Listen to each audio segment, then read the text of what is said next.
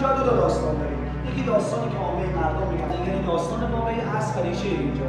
داستانی که عامه مردم میگن 1400 سال پیش آخرین پادشاه ساسانی یزدگرد سوم خانواده همسر و فرزندانی داشته. وقتی اعراب به ایران حمله میکنن میخواستن این خانواده را یا اسیر کنن یا بکشن و چون این خانواده نمیخواستن تسلیم اعراب بشن پناه میارن تو منطقه کویر ایران که امن‌تر بوده. وقتی منطقه کویر میرسن از همدیگه جدا میشن این خانواده.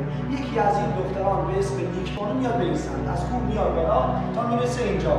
از خداوند بزرگ میخواد که از دین اعراب پنهان بشه، به اذن خدا این کوه شکافته میشه، میره داخل کوه بسته میشه و آبی که از این کوه خشک همیشه سال داره میچکه اشک میزنه. این داستان افسانه است، اسطوره است، با عقل و خرد و منطق جور در نمیاد. بریم ببینیم داستان واقعی از و ریشه اینجا چی بوده. ما میدونیم ایرانیان باستان از 7000 سال پیش برای 4 عنصر آب، باد، خاک و آتش ارزش و احترام ویژه‌ای قائل بودند. از این 4 عنصر که در پرونده جهان هستی و محیط زیست ما بوده نگهداری و پرستاری می‌کردند. برای عنصر آب یه معابدی می‌ساختن که اسم داشتن معبد آناهیتا. آناهیتا الهه و فرشته آب بوده، نگهبان آب‌های زیرزمینی بوده.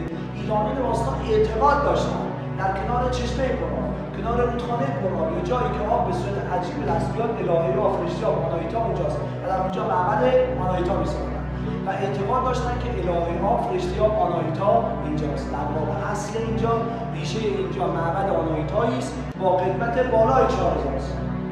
حالا وقتی برگردیم به 1400 سال پیش زمانی که دختر یزدگرد سوم نیکبانو اومده به این سمت میرسه که در این کوه معبد آناهیتاست. تو معبد آناهیتا چی وجود داره؟ آب مایه زندگی اومده اینجا و اینجا پناهگاهش بوده. یه مدت اینجا زندگی کرده تا بعد گذشته و مرده.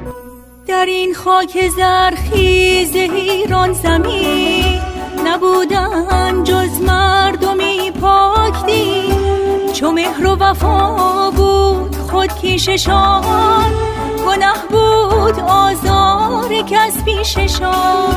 همه بنده ناب یزدان پاک، همه دل پر از مهر این آب و خاک. پدر در پدر آریایی نژاد، ز پشت فریدون نیکو نهاد.